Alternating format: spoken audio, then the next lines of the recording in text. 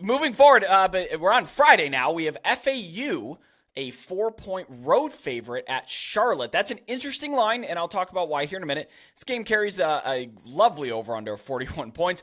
Kicks off Friday, as mentioned, at 7:30 p.m. Eastern on ESPN2. Now, why this line is interesting is because Charlotte actually took a lot of movement on Tuesday. It bumped down from -6.5 to -4.5, down to -4 now at time of recording. And that's because FAU, has been a huge disappointment this year. They have a good coaching staff of who's. Tom Herman's in charge down there. They brought in some interesting transfers, and it just hasn't worked out whatsoever. They're 124th in points per drive, 101st in scoring. But really, it's been worse than that if you dig behind that. They put up 42 on FCS team Monmouth and then 56 on USF. But otherwise, they have not scored more than 2 touchdowns in a single game. Like I said, Casey Thompson came in. He was interesting, but he's out for the season. I do think that hurts them. Although I thought their offense would still be able to exist a little bit more because they have Daniel Richardson, the old Central Michigan quarterback, is now their stand-in starter, and he's a lot of starting experience. But, hey, it just hasn't worked out. Running back Larry McCammon, he was a 1,000-yard rusher for FAU last year, but the opportunities and efficiency have both dropped this season. The offensive line is getting no push. Get this. McCammon is getting 1.2 yards per contact, or yards before contact per carry. That's one of the worst numbers for a workhorse back of this caliber in the entire country. Charlotte, on the other end, has been really solid defensively. They're 34th in rushing success rate allowed. The front seven is particularly good. You even saw them give Maryland fits earlier in the season, if not only for the first half or so.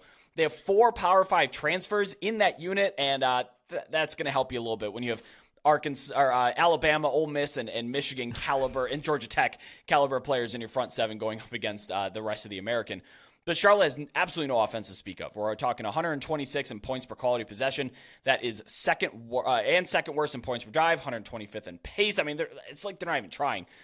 They slow the game down and hope you make a mistake, and that makes for some really tough football to watch. And that's why we have a 41-point over/under. And Kelly, I love this level of college football. This is my stuff. Like these weeknight games between these two Group 5 teams is what I absolutely adore about college football. This might be a tough game to watch, though. You do love this level of college football, Brett. The G5, the FCS for that matter. Do love FCS. You're all about it, and no one can take that away from you. I agree with you. This one might get a little tough to watch. Has a watchability score of 4.2, so it's not great. And we can get some good games out of the American with some good teams. These two are struggling this year. I have Florida Atlantic -3. It's a 58% win expectancy for the Owls. You mentioned it. At 3-4, it's been a disappointing season for Florida Atlantic. The preseason chances to go bowling, 75%. That's fallen to just 48% currently. Projected regular season win total, it's fallen from 6.5 to 5.4.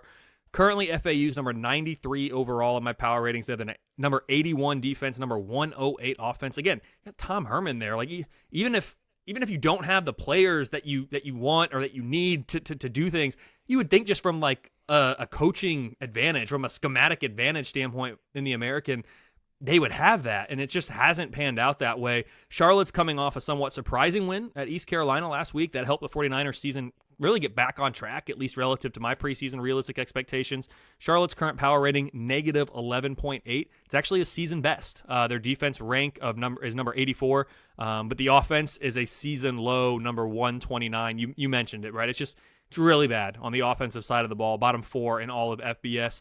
Therefore, both defenses should have the advantage in this game, but it's Florida Atlantic. Even though they're having a great year, they have the best unit in this game. The Charlotte offense is the worst unit in this game. That, to me, could make the difference. I know this game is at Charlotte, but still, just the talent discrepancy should be enough for Florida Atlantic to get it done. Bottom line, I have FAU -3. It's a 42% chance that Charlotte gets to 500 in conference play. I had to look this up, and we've talked about FPI in here. It's not without its merits and its flaws. But one thing I do like looking at is their strength of record. And I'm a little surprised to see Florida Atlantic at 97. Their strength of schedule is 98. 95. I'd expect both to be a lot worse than that, to be honest, especially with, and I know that it doesn't take in relative to expectation like your metrics do, which is why I care about yours far more. FAU just coming, it's just bad. It's a bad year in Boca. Most deserving, FAU number 89, Charlotte number 110. That's where my overall resume ranks are for both these teams. Yeah, and a 41-point total is very low. I still think it may even be too high. I mean, you saw Charlotte claw to that 10-7 win against East Carolina, and East Carolina's a little bit better. Maybe I don't know if they're a little bit better than FAU on offense, but it's not that big a difference, to be honest. So yeah, I think I lean under here. Both offenses stink. You're talking about Charlotte's pace and defense. It's enough to drag this game to an absolute halt.